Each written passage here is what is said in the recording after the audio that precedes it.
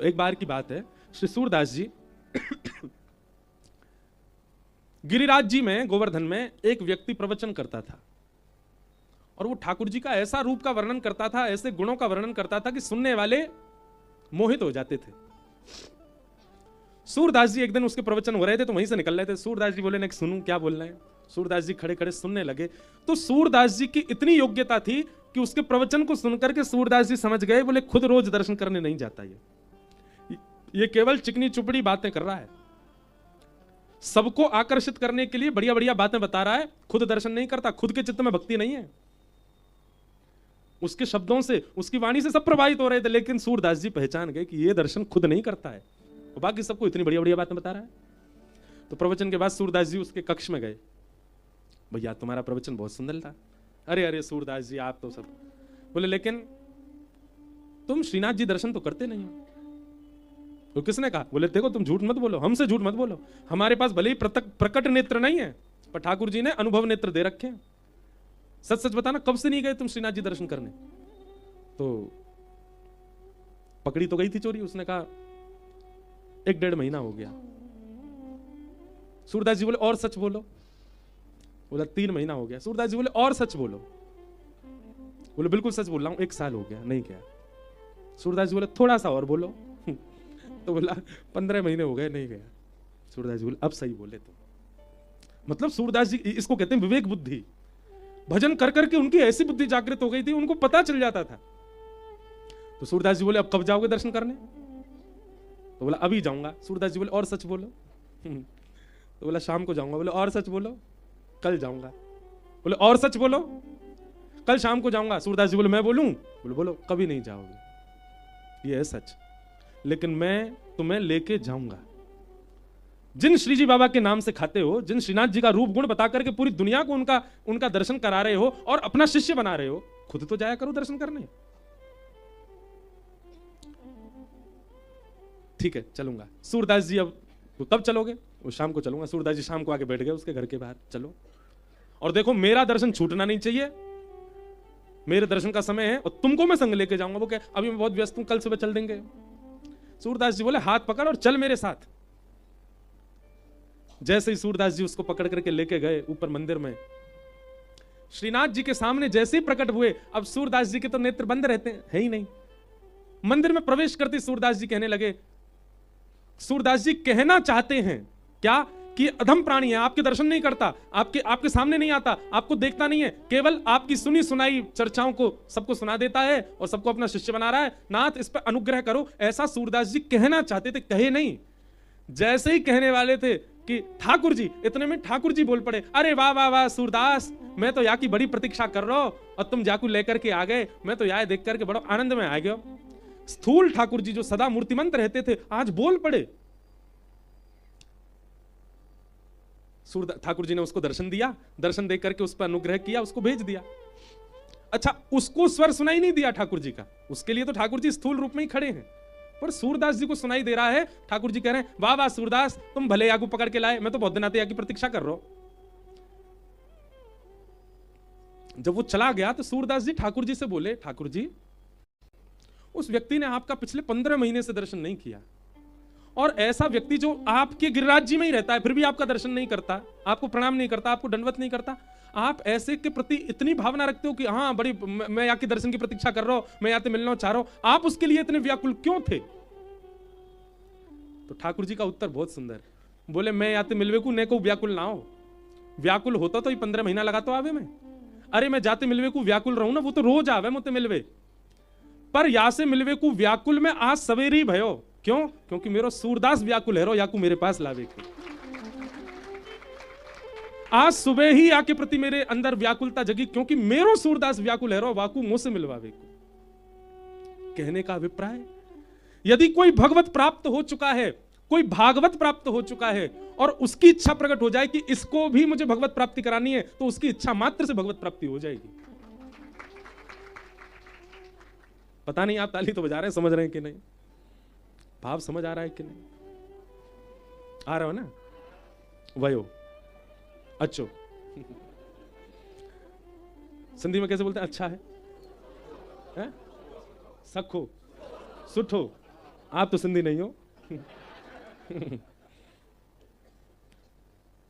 अरे हम ब्रज में बैठे हैं, अच्छा है, हाँ अच्छा है।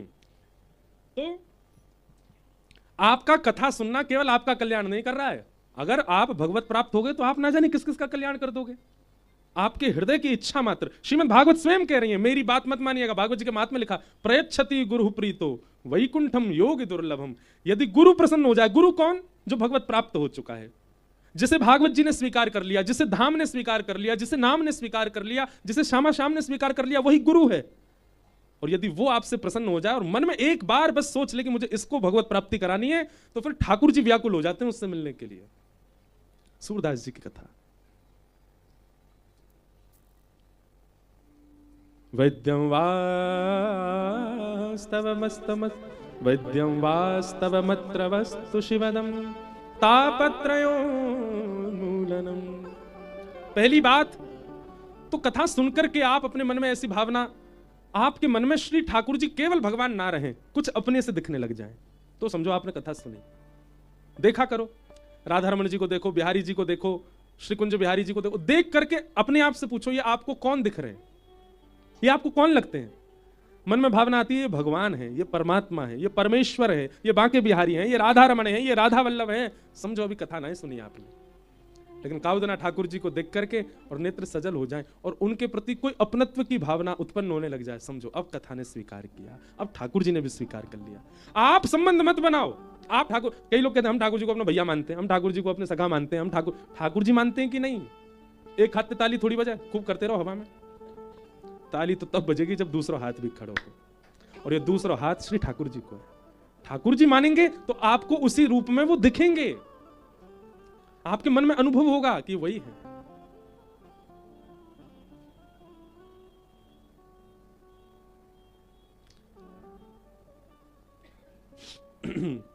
एक जगह की बात है, कथा चल रही थी, कथा से पहले मैं सुबह के समय मिलता हूं 1 घंटा सबसे, 11 से 12, लाल जी के दर्शन भी होते हैं। तो सब लोग आए थे, भीड़ बैठी खूब। तो एक बालक उसमें से बोला, जीजा जी प्रणाम, मुझको बोला। मैंने कि कौन सा सारो आयो भैया हमारो?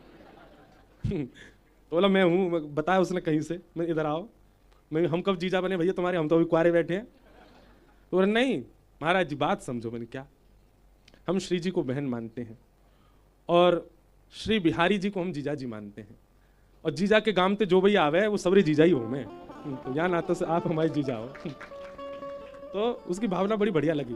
तो मैंने उससे पूछा, मैंने कि तुम मानते हो कि तुम्हें? बोले नहीं नहीं महाराज जी, मैं जब जब जाता हूँ बिहारी जी के पास, मैं इसी भावना से भोग लगाता हूँ कि हमारे जीजा जी हैं, इनको पेड़ा बहुत प्रिय, पेड़ा पवाओ। हमारे जीजा जी आए तो जैसे जीजा जी घर आते हैं तो उनको भेंट न्योछावर कुछ देते हैं, माँ रखती है ना हाथ में घर के, उसी भावना से मैं गोलक में दान करता हूँ। जैसे जीजा घर आवे तो पुष्प बरसाए जाते, उसी भाव से मैं माला पहनाता हूँ। और जैसे जीजा जी घर आए तो उनको प्रणाम किया जाता है, उसी भावना से मैं प्रणाम करता हूँ। मेरी सारी भावना में जीजा जी ही हैं। और यही बात है कि ब्रज से जो दिखता है मुझे, एक बार अगर पता चल जाए कि ब्रज से, तो मैं उसको जीजा ही बोलता हूँ। मैंने कि भाई तेरा संबंध ठाकुर जी ने स्वीकार कर रखो है, तभी तेरे मन में भावना है। वैद्यम वास्तव मत्र वस्तु शिवदम। ठाकुर जी से आपको यदि किसी संबंध का अनुभव नहीं हो रहा है, तो यह भी इस बात का प्रमाण है कि आपके सत्संग में कहीं चूक है। ठाकुर जी अपने से लगन लगे, जरूरी नहीं जीजा ही दिखे। भाई देख, तो हे मोहे नाते अनेक, मानिए जो भावे, ज्यों त्यों तुलसी कृपाल चरण शरण पावे। गोस्वामी तुलसीदास जी महाराज कह रहे हैं, तेरे मेरे अनेक नाते हैं, मानिए जो भावे। अरे मैं ऐसे भक्तों से भी मिला हूं, पूरे भारत में जितने मंदिर हैं सबसे अलग अलग संबंध है ठाकुर जी का। जगन्नाथ जी के प्रति भाई का भाव है, द्वारिकाधीश जी के प्रति पिता का भाव है, बद्रीनाथ जी के प्रति गुरु का भाव है, वृंदावन बिहारी लाल जी के प्रति सखा का भाव है। कुछ मत करो, दुनिया में संबंध बनावे तो क्या फायदा? हम सबरे पूरे दिन रिश्तेदारन के पास ही घूमते रहे साल भर, सबरे रिश्तेदार ठाकुर जी बना लो। द्वारिका जी कौन, द्वारिकाधीश कौन है? हमारे फूफा है, नया संबंध बनाओ। हमारे फूफा जी है। जगन्नाथ जी कौन है? जी हमारे ताऊ जी हैं। कोई पूछे कहाँ जा रहे हो, मत कहो जगन्नाथपुरी जा रहे हो, ताऊ जी के यहाँ जा रहे हैं। लेकिन ये मेरे कहने से नहीं हो, आपके खुद की भावना में ये प्रकट हो। ये कथा का एक स्वभाव है। वैद्यम वास्तव मत्र वस्तु शिवदम। और वो संबंध भी कैसा बनेगा? कल्याणकारी।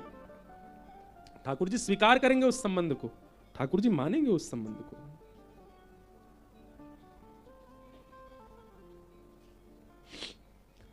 तापत्रयोन्मूलनम, 3 प्रकार के तापों का जो उन्मूलन कर देते हैं, आदि दैविक, आध्यात्मिक, आदि भौतिक।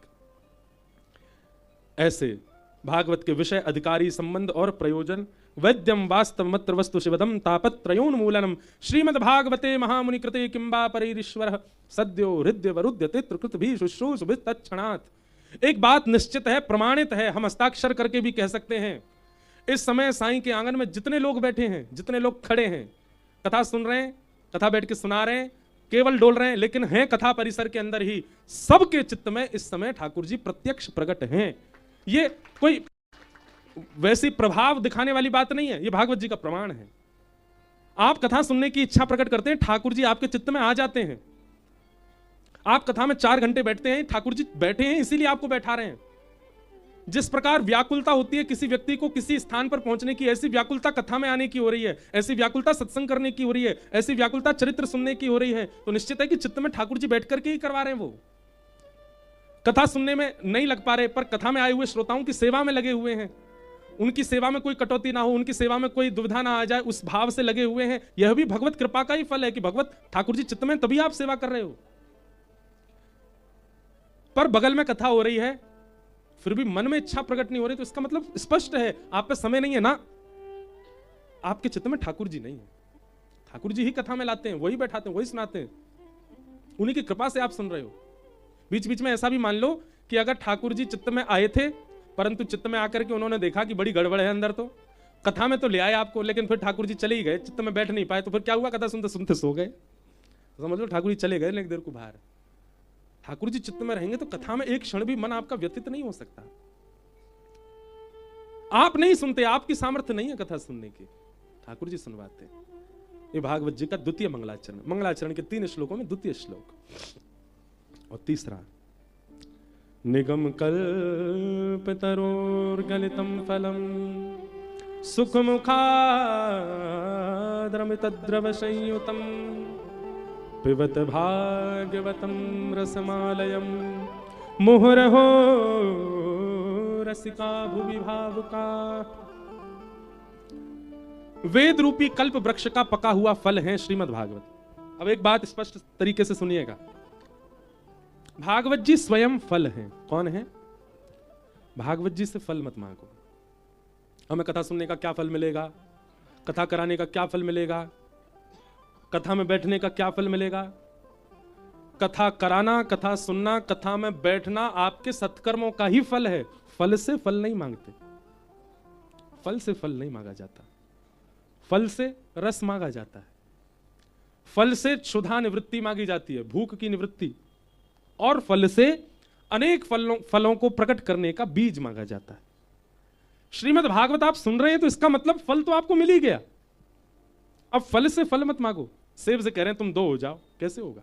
सेब कहेगा मुझे खा लो, रस ले लो, अपनी भूख मिटा लो, और मेरे भीतर बीज है, उस बीज को बो, उसके प्रति श्रम करो, उसके प्रति थोड़ी मेहनत करो, वही धीरे पौधा बनेगा, वही वृक्ष बनेगा, एक दिन घना होकर के उसमें वृक्ष में फल लग जाएगा। मैं 1 से 2 नहीं, अनेक हो जाऊंगा, पर श्रम तो बहुत करना पड़ेगा ना। भागवत जी क्या है? फल। 7 दिनों में रस ले लीजिए, अपनी भगवत प्राप्ति की भूख निवृत्त कर लीजिए, और भगवत प्रेरणा जो मन में उत्पन्न हो रही है, और भगवत प्राप्ति की जो इच्छा प्रकट हो रही है, उसका बीज ले लीजिए। अब उस बीज का पालन कीजिए, पोषण कीजिए, नाम जप के द्वारा, परिक्रमाओं के द्वारा, एकादशी निष्ठाओं के द्वारा, तुलसी निष्ठाओं के द्वारा,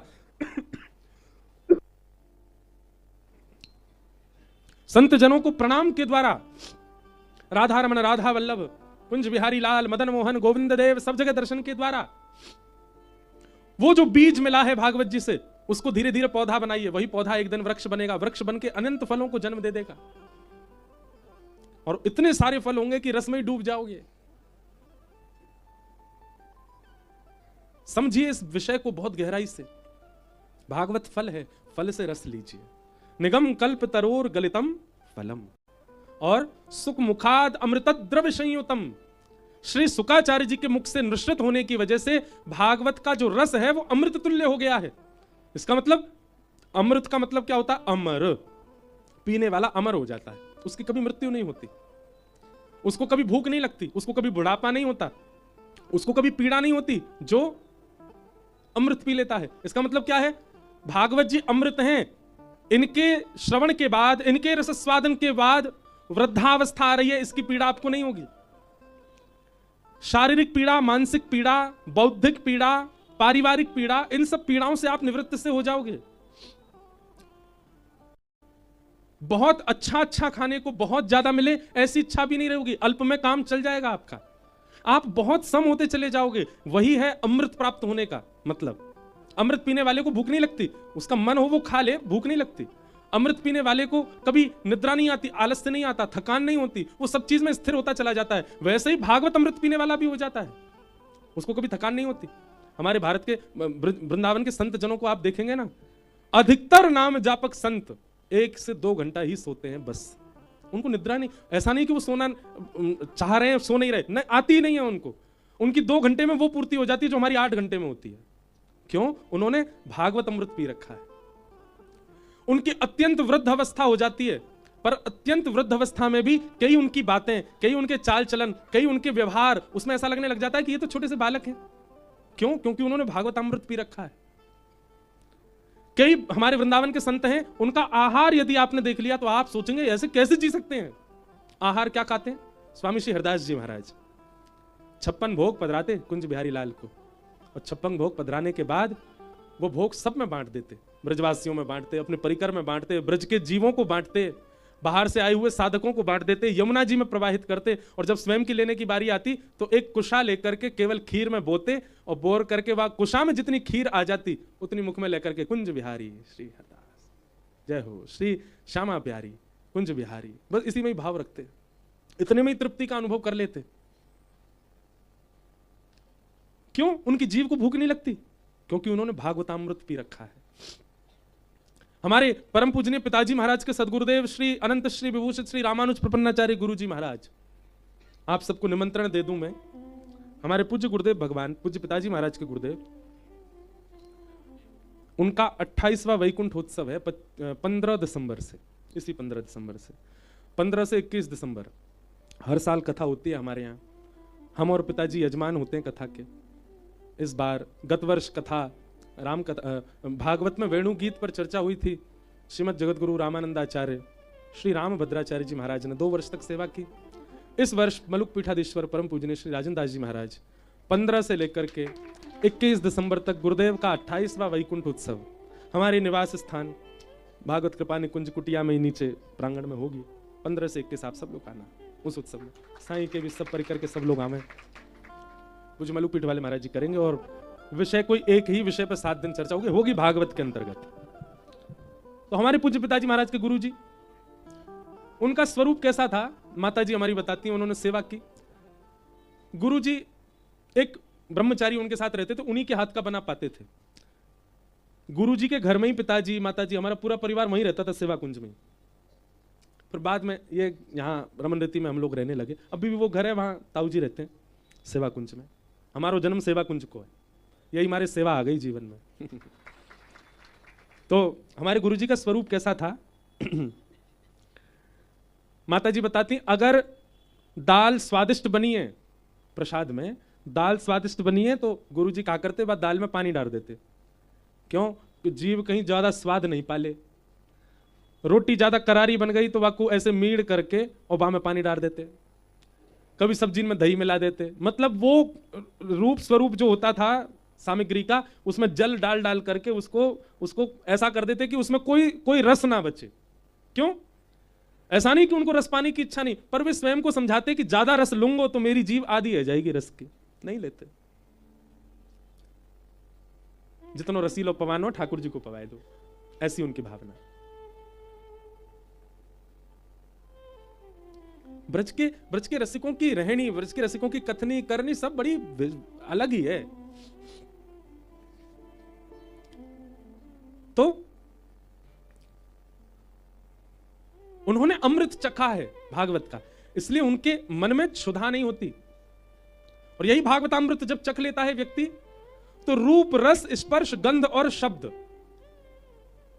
5 तन्मात्राएं हैं। रूप नेत्रों को चाहिए, रस जीव को चाहिए, स्पर्श त्वचा को चाहिए, गंध नासिका को चाहिए, और शब्द कान को चाहिए। अगर इन पंच रसों में श्री कृष्ण नहीं बैठे हैं तो कहीं ना कहीं आपने अभी भागवतामृत पिया नहीं है। इन पंच रसों में श्री कृष्ण आ जाएं, रूप श्री कृष्ण, स्पर्श श्री कृष्ण, सुगंध श्री कृष्ण, शब्द श्री कृष्ण और रस श्री कृष्ण। इन पांचों में यदि श्री कृष्ण आ जाएं तो आप समझ जाओ कि आपने भागवतामृत पान किया है। अद्भुत भाव। निगम कल्प तरोर गलितम फलम सुखमुखाद अमृत द्रव संयुतम। ये है तो अमृत। अब आप केवल रस सुन रहे हो तो आप निश्चित है कि अपनी इंद्रियों के प्रति आसक्त रहोगे, लेकिन आप अमृत सुन रहे हो तो निश्चित है कि आप अपनी इंद्रियों से निरासक्त होते चले जाओगे। कहीं ना कहीं वो भाव इंद्रियों के प्रति जो इच्छाओं का है, रस सामग्रियों के प्रति संसार की, वो धीरे धीरे कम होने लग जाएगी। सुख मुखाद अमृत द्रव संयुतम पिबत भागवतम रसमालयम मुहुरहो रसिका भुवि भावुका। पिबत भागवतम, भागवत जी को सुनने की आज्ञा नहीं दी गई है। क्या कहा गया है? पिबत, भागवत जी को पियो। आप लोग कहेंगे महाराज जी ये तो ऐसी बात हो गई, सेब पियो, अनार पियो, चीकू पियो। ये तो शब्द गलत है, पियो शब्द थोड़ी आएगा। फल के प्रति शब्द तो खाओ आना चाहिए। हाँ, उसका रस पियो, ऐसा कह दो जूस पियो, पर फल के प्रति तो खाओ शब्द आएगा ना। और जब भागवत जी को फल कह दिया तो फिर पियो शब्द का प्रयोग क्यों कर रहे हैं? पियो का मतलब क्या है? मतलब श्रवण पुटेषु समृतम। भगवान ने हमको दो दोने दिए हैं। कौन से बताओ? दोनों दोने। ये दो दोने हैं। बताओ ठाकुर जी ने ये दोने क्यों बनाए? क्यों बनाए? सुनने के लिए। सुनने वाली तो पर्दे पर्दे सब अंदर होते हैं। कभी भी अगर यहां कोई कट लग जाए, इस कान में कुछ हो जाए, लोग बाग बाली भी मैंने भी पहनी है, इसमें भी छेद करवाते हैं, तो ऐसा तो है नहीं कि सुनने में कम बढ़ती हो जाता है। मतलब बाहर की आकृति से कुछ भी छेड़छाड़ हो जाए, सुनने में कोई फर्क नहीं है। इसका मतलब यह है कि बाहर की आकृति से सुनने का कोई मतलब नहीं। तो फिर यह आकृति बनाई क्यों ठाकुर जी ने? इन आकृतियों का काम क्या है? इसका कोई काम है? नासिका का काम है, ओष्ठ का काम है, आंखों की पलकों का काम है, हाथ का काम, उंगलियों का काम, पैरों का काम, सब इंद्रियों का काम है। इनका क्या काम है? कुछ नहीं। 200 ग्राम वजन और बढ़ गया हमारा। 200 ग्राम के तो होंगे, 20 ग्राम के होंगे, 10-10 ग्राम के दोनों। चश्मा टांगने के लिए बनाया ठाकुर जी ने। ठाकुर जी को पता था किसी समय पे आंखें कमजोर होंगी लोगों की, क्या करेंगे? फिर चश्मा पहनेंगे। मान लो ठाकुर जी ने ये नहीं बनाए होते तो चश्मा कैसे पहनते हम लोग? हमारे पिताजी कहते हैं यहाँ पे कील ठुकवाते लोग, तो उस पर चश्मा टांगते। अब तो लेंस आ गए, लोग ऐसे लगा लेते हैं। पर इन आकृतियों का कारण क्या है? तब भागवत जी में ही है, श्रवण पुटेषु शम। इनको क्या कहते हैं? श्रवण पुट। क्या कहते हैं? श्रवण पुट। ये दोने हैं दो, और दोना किसी को दिया जाता है। आप लोग जब पंगत में बैठते हो यहाँ पे या कहीं भी भंडारे में, दोना रखा जाता है। 3 दोने हैं तो इसका मतलब पहले ही बेचारा पंगत वाला समझ जाता है 3 रसायन आने वाले हैं। इनमें से एक मीठा होगा, एक रसीली सब्जी होगी, एक खिचड़ी होगी, जो भी हो। दोना आते ही इस बात का प्रमाण हो जाता है कि कुछ आएगा। ये 2 दोने आए हमारे पास, इनमें क्या आना चाहिए? रस आना चाहिए। और श्रीमद् भागवत रस ही इनका अधिकार है। श्रवण जितना हो सके कथा रस को इन कान रूपी दोनों में भर भर के पियो। और दोना मिलवे के बाद भी खाली पड़े थाली के आगे, तो या को मतलब कहा है कि या तो जब रस बांटा जा रहा था उसने दोना उठा लिए थे, या फिर रस वाला चाह ही नहीं रहा था कि इसको रस मिले। दोनों भाव से दोनों खाली हो सकते हैं, बातें अपनी समझो सब। तो ये कान क्यों मिले हैं? ताकि इनमें कथा रस आवे और उस कथा रस को आप इन्हीं कर्ण रंध्रों से पियो। पियो का मतलब वो तुरंत लागू होना चाहिए आपके चित्त में। कोई पीवे, कोई पीवे, कोई पीवे, हाँ कोई पीवे, कोई पीवे, कोई पीवे, कोई पीवे संत सुजान नाम रस मीठा है, नाम रस मीठा, कृष्ण रस मीठा रे, नाम रस मीठा रे। गाओ। कोई पीवे, हाँ कोई पीवे, कोई पीवे, कोई पीवे। एक मेरी बात सुनना। एक गुरुजी का शिष्य था। गुरुजी बोले, उसने गुरुजी से मांगा, गुरुजी मुझे एक वरदान दे दो। क्या? बोले अगले जन्म में भी मैं बालक बनूं, आप मेरे गुरु बनो। तो गुरु जी बोले ठीक है। गुरु जी ने कहा यही होगा। दोनों के ऊपर ऐसी कृपा कि दोनों का जब पुनर्जन्म हुआ तो उनको अपने पूर्व जन्म की याद थी। लेकिन चेला के साथ एक गलत काम हो गया। क्या? वो जन्म से ही गूंगा हुआ और जन्म से ही उसके हाथ नहीं थे, केवल ऐसे आकृति थी, पंजे नहीं बन पाए। जब वो बड़ा हुआ तो उसने एक जगह दीक्षा ली, तो उसको याद आया कि पूर्व जन्म में मैंने अपने गुरु से मांगा था कि आप ही मेरे दोबारा गुरु बनो। तो अपने गुरु जी से उसने इशारा करके पूछा कि गुरु जी आप तो मुझे मिल गए, पर मैं गूंगा और बिना हाथ का क्यों हुआ? गुरु जी बोले क्योंकि पूर्व जन्म में जब हम सत्संग करते थे तो तू गाता था ना ताली बजाता था। यही मारे तेरे साथ इस जन्म में जे काम हो गया।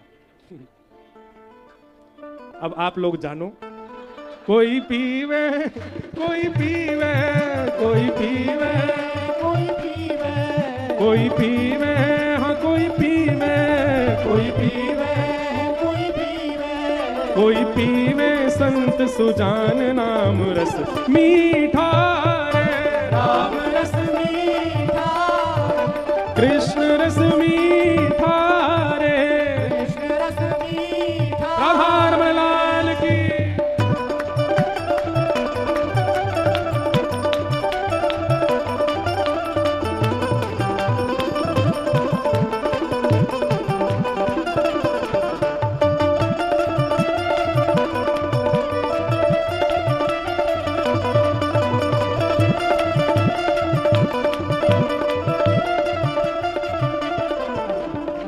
राजवंश की रानी पी गई एक बूंद इस रस का भैया रे, एक बूंद इस रस का भैया रे, एक बूंद इस रस का।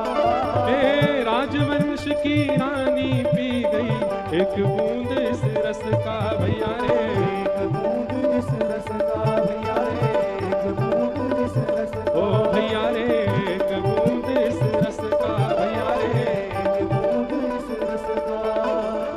आधी रात महल तज चल दी, आधी रात महल तज चल दी, रहा न मनवा बस का भैया रे, रहा न मनवा बस का भैया रे, रहा न मनवा बस का। राजवंश की रानी पी गई एक बूंद इस रस का, और उसके बाद क्या हुआ? आधी रात महल तज चल दी, रहा न मनवा बस का। कौन है बताओ? गिरधर की दीवानी मीरा, गिरधर की दीवानी मीरा, गिरधर की दीवानी मीरा, गिरधर की दीवानी।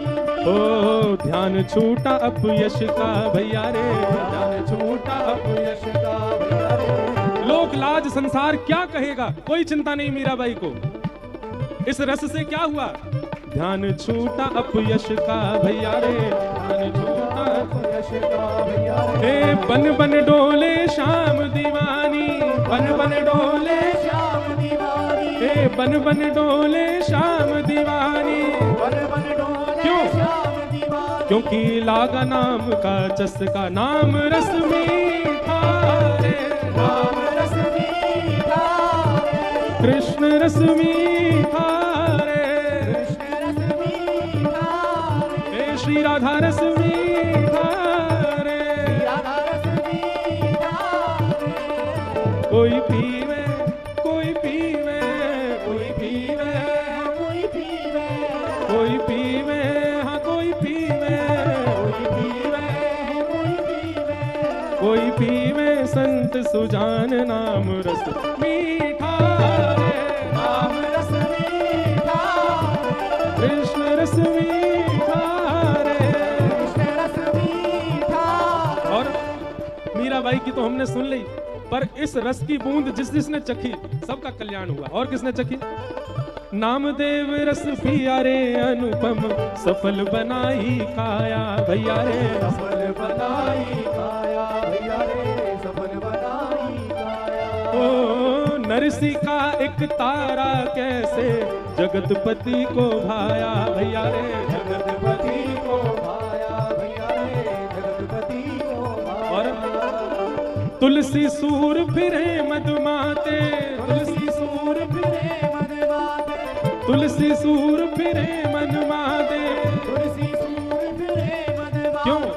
रोम रोम रस छाया भैया रे, रोम रोम रस छाया भैया रे, रोम छाया भैया रे रोम रोम रस छाया। भर भर पी गई ब्रज की गोपी, भर भर पी गई ब्रज की गोपी, भर भर पी गई ब्रज की गोपी, भर भर पी गई ब्रज की गोपी। तो सुंदरतम पिय पाया नाम रस मीठा, नाम रस मीठा, कृष्ण रस मीठा रे, कृष्ण रस मीठा। आओ कोई पीवे, कोई पीवे, कोई पीवे, कोई पीवे, कोई पीवे, हाँ कोई पीवे, कोई पीवे, कोई पीवे, कोई पीवे संत सुजान नाम रस मीठा रे, नाम रस मीठा रे, कृष्ण रस मीठा रे, कृष्ण रस मीठा। राधे कृष्ण कृष्ण कृष्ण राधे राधे, राधे कृष्ण कृष्ण कृष्ण राधे राधे, राधे श्याम श्याम श्याम राधे राधे, श्याम राधे श्याम श्याम श्याम राधे, हे राधे कृष्ण कृष्ण कृष्ण राधे राधे, राधे श्याम श्याम श्याम राधे राधे, राधे श्याम श्याम श्याम, हे राधे कृष्ण कृष्ण कृष्ण राधे राधे, राधे कृष्ण कृष्ण राधे राधे, राधे श्याम राधे राधे, राधे श्याम श्याम श्याम राधे। कुंज बिहारी लाल की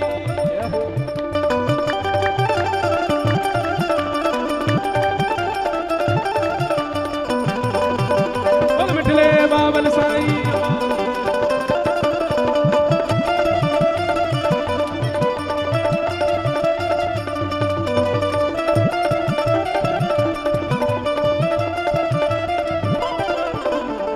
ऐसा पी गया संत कबीरा, मन हरि पाछे डोले भैया रे, मन हरि पाछे डोले भैया रे, मन हरि पाछे डोले। हे कृष्ण कृष्ण जय कृष्ण कृष्ण रह, नस नस पार्थ की बोले भैया रे, नस नस पार्थ की बोले भैया रे, नस नस पार्थ की बोले। चाक हरि रस मगन नाचे, चाक हरि रस मगन नाचे, चाक हरि रस मगन नाचते, चाक हरि रस मगन नाचते। सुख नारद शिव भोले भैया रे, सुख नारद शिव भोले भैया रे, सुख नारद शिव भोले भैया रे, सुख नारद शिव भोले।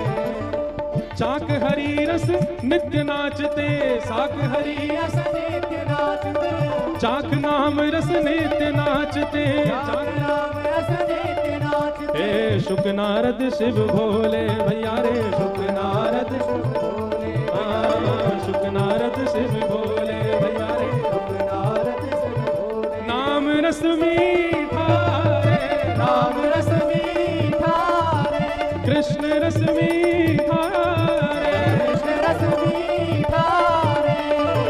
कोई पीवे, कोई पीवे, कोई पीवे, कोई पीवे, कोई पीवे, हाँ कोई पीवे, कोई पीवे, कोई पीवे, कोई पीवे संत सुजान नाम रस मीठा रे, नाम रस मीठा रे, कृष्ण रस मीठा रे, कृष्ण रस मीठा रे, नाम रस मीठा रे, नाम रस मीठा रे। हरे कृष्ण कृष्ण कृष्ण हरे हरे, हरे कृष्ण कृष्ण कृष्ण हरे हरे, हरे राम राम राम हरे हरे, हरे राम राम हरे हरे, हरे कृष्ण कृष्ण कृष्ण हरे हरे, हरे कृष्ण कृष्ण हरे हरे, हरे राम राम राम हरे हरे, हरे राम राम। आओ हरे कृष्ण कृष्ण कृष्ण हरे हरे, हरे कृष्ण कृष्ण हरे हरे, हरे राम राम राम हरे हरे, हरे राम राम हरे, हरे कृष्ण कृष्ण कृष्ण हरे हरे, हरे कृष्ण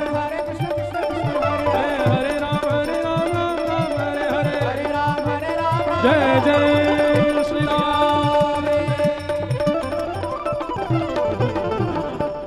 कोई पीवे, हाँ कोई पीवे, कोई पीवे संत सुजान नाम रस मीठा रे, नाम रस मीठा, श्री राधा रस मीठा रे, श्री राधा रस मीठा रे, कृष्ण कृष्ण रस मीठा रे, कृष्ण रस मीठा, राम रस मीठा